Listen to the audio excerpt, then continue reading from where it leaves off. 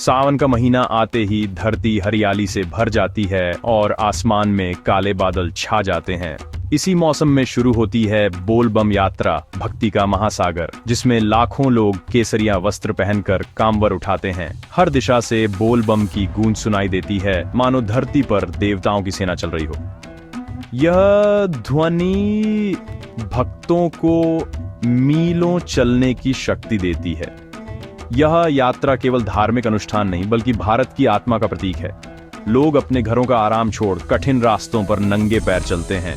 उनका लक्ष्य सिर्फ एक गंगा जल लेकर शिव तक पहुंचना। कांवरियों की आंखों में एक अलग चमक होती है, भगवान शिव के प्रति प्रेम और विश्वास की। यहाँ कोई छोटा बड़ा अमीर गरीब नहीं, सब शिव के भक्त, सब बराबर। यह यात्रा हमें सिखाती है कि सच्ची श्रद्धा में कितनी शक्ति है। अगर मन में विश्वास हो तो कोई भी मुश्किल बड़ी नहीं होती। बोल बम यात्रा एक जीवंत परंपरा है जो हमें हमारी जड़ों और संस्कृति से जोड़ती है। जब लाखों लोग एक साथ बोल बम का नारा लगाते हैं तो रोंगटे खड़े हो जाते हैं। ये केवल तीर्थ नहीं, जीवन को समझने का माध्यम है। सौजावे असली सुख त्याग और सेवा में है। यही इस यात्रा का संदेश है। बोल बम यात्रा की जड़ें पौराणिक कथाओं में हैं। समुद्र मंथन के समय निकले हलाहल विष को भगवान शिव ने पी लिया, जिससे उनका कंठ नीला पड़ गया। वे नीलकंठ कहलाए। विष के प्रभाव से शिव का शरीर जलने लगा। तब देवताओं ने उन पर शीतल जल डाला। इसी कथा से कांवर यात्रा की परंपरा शुरू हुई। भक्त गंगा जल लाकर शिवलिंग का अभिषेक करते हैं। यह यात्रा भगवान शिव के महान त्याग के प्रति कृतज्ञता का प्रतीक है। एक कथा के अनुसार भगवान परशुराम ने पहली कांवर यात्रा की थी। गर्भमुक्तेश्वर से गंगा जल लाकर शिवलिंग का जलाभिषेक किया। आज भक्त उसी भक्ति और श्रद्धा के साथ यात्रा पूरी करते हैं। त्रेता युग में श्रवण कुमार ने अपने माता पिता को कांवर में बैठाकर तीर्थ यात्रा कराई थी। ये सेवा और कर्तव्य का संदेश देती है। कांवर यात्रा केवल शिव भक्ति नहीं, माता पिता की सेवा और समर्पण का भी प्रतीक है। सच्ची भक्ति सेवा और समर्पण में ही निहित है। यही इस यात्रा का सार है। द कांवर यात्रा कठिन तपस्या है। इसके नियम कठोर हैं। भक्त को तन मन से शुद्ध रहना, सात्विक भोजन करना, मांस मदिरा से दूर रहना। यात्रा के दौरान जमीन पर सोना, चमड़े की वस्तुओं से परहेज, ये अनुशासन और आत्मनियंत्रण सिखाते हैं। सबसे बड़ा नियम, कांवर को जमीन पर नहीं रखना। अगर कांवर छू जाए तो फिर से जल भरना पड़ता है। यह नियम भक्तों को सजग और लक्ष्य के प्रति समर्पित बनाता है। यात्रा सैकड़ों किलोमीटर लंबी होती है। नंगे पैर, पत्थरीले रास्ते, बारिश धूप सब सहना पड़ता है। बोल बम का नारा थकान मिटाता है और एक कांवरिया दूसरे की मदद करता है। यही एकता की शक्ति है। त्याग की भावना सर्वोपरि है। भक्त अपने सुखों का त्याग कर शिव भक्ति में लीन हो जाते हैं। ये यात्रा आत्मचिंतन और भक्ति का मार्ग है। असली आनंद त्याग और ईश्वर की भक्ति में है। इस बोल बम यात्रा सामाजिक समानता का अद्भुत उदाहरण है। केसरिया वस्त्र पहनकर सब भेद मिट जाते हैं। कोई जाति, कोई अमीर गरीब नहीं, सब बम है, यानी शिव के भक्त। हम सब एक ही ईश्वर की संतान हैं। भाईचारे की भावना हर कदम पर दिखती है। कांवरिये समूहों में चलते हैं, एक दूसरे की मदद करते हैं। अगर कोई बीमार पड़ जाए तो बाकी उसकी सेवा करते हैं, भोजन साझा करते हैं, साथ में भजन गाते हैं। ये यात्रा एक बड़े परिवार की तरह है। मानवता ही सबसे बड़ा धर्म है। रास्ते में स्थानीय लोग शिविर लगाते हैं। मुफ्त भोजन, पानी, दवाइयाँ, सबकी सेवा करने से बड़ा कोई पुण्य नहीं। यह यात्रा पूरे समाज को एक सूत्र में पिरोती है।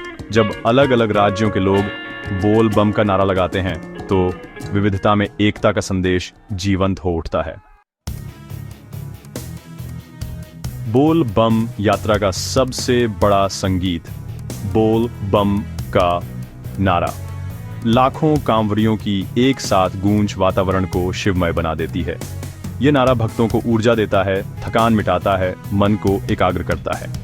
यात्रा के दौरान भक्ति गीत और भजन गाए जाते हैं। शिव की महिमा, तांडव, विवाह की कथाएं लोक धुनों में गूंजती है। ये गीत यात्रा की थकान कम करते हैं और उत्साह बनाए रखते हैं। आज के समय में कांवरिये म्यूजिक सिस्टम पर बोल बम के गीत बजाते हैं। भक्ति का रूप बदला है, भाव वही है। आधुनिक गीत भी यात्रा में नया जोश भरते हैं, युवाओं को परंपरा से जोड़ते हैं। रात में कांवरिये शिव की कहानियां सुनाते हैं। ये कथाएं विश्वास और प्रेरणा देती हैं। ये यात्रा केवल शारीरिक नहीं बल्कि आध्यात्मिक और बौद्धिक अनुभव भी है। कांवर इस यात्रा का केंद्र है। यह भक्त की आस्था और कला का प्रतीक है। बांस की लकड़ी दोनों सिरों पर खड़े इन्हीं में गंगाजल भरकर भक्त यात्रा करते हैं। कैंवर को सुंदर रंग बिरंगे कपड़ों, फूलों, घंटियों से सजाया जाता है। हर कैंवर एक कलाकृति है। हजारों सजी धजी कैंवरें सड़कों पर चलती हैं। ये चलता फिरता कला उत्सव है। समय के साथ कैंवर के स्वरूप में बदलाव आया है। झांकी वाली भारी कैंवरें आकर्षण का केंद्र हैं। भक्त अपनी श्रद्धा दिखाने के लिए कैंवर को भव्य बनाते हैं। ये समर्पण की पराकाष्ठा है। अब महिलाएं भी बड़ी संख्या में कांवड़ लेकर जाती हैं। यह नारी शक्ति का प्रदर्शन है। विदेशी श्रद्धालु भी इस यात्रा में शामिल होते हैं। बोल बम यात्रा की प्रसिद्धि अब दुनिया भर में है। आधुनिक समय में कांवर यात्रा को नए रूप मिले हैं। सरकार और संस्थाएं सुरक्षा, चिकित्सा और सुविधाएं उपलब्ध कराती हैं। यात्रा पहले से अधिक सुरक्षित और सुगम हो गई है। समाज इस परंपरा को महत्व देता है, लेकिन लाखों लोगों के एक साथ चलने से यातायात और पर्यावरण पर दबाव पड़ता है। कचरा और प्लास्टिक का ढेर चिंता का विषय है। स्वच्छता भी भक्ति का अंग है। शिव प्रकृति के देवता हैं। हमें प्रकृति की रक्षा करनी चाहिए। यात्रा का व्यवसायीकरण भी एक चुनौती है। भक्ति के नाम पर बाजार बन गया है। हमें याद रखना चाहिए कि कांवर यात्रा का मूल उद्देश्य त्याग और निस्वार्थ भक्ति है। भक्तों को अपनी श्रद्धा को बाजार की वस्तु बनने से रोकना होगा। परंपरा और आधुनिकता के बीच संतुलन बनाकर ही हम इस विरासत को सुरक्षित रख सकते हैं।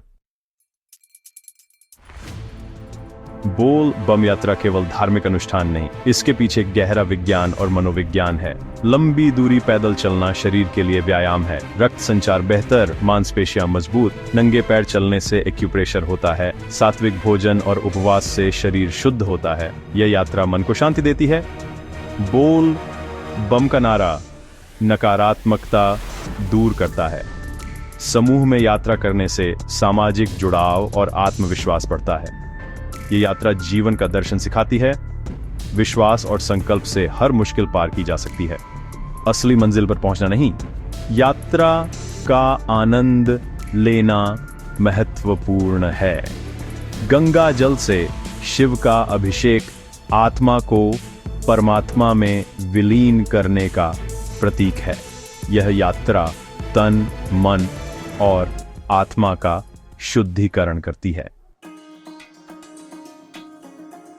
तो बोल बम यात्रा केवल तीर्थ यात्रा नहीं, ये व्यक्ति और समाज दोनों को बदल देती है। यह अनुशासन, धैर्य और संकल्प का पाठ पढ़ाती है। भौतिक सुखों से परे शांति और आनंद का अनुभव कराती है। ये यात्रा समाज को जोड़ती है, जाति और वर्ग की दीवारें गिराती है, प्रेम और सेवा की भावना मजबूत करती है।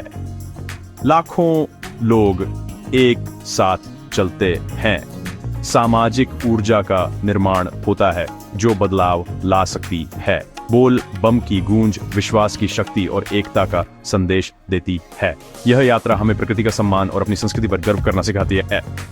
यह केवल कुछ दिनों का अनुष्ठान नहीं, जीवन भर की प्रेरणा है।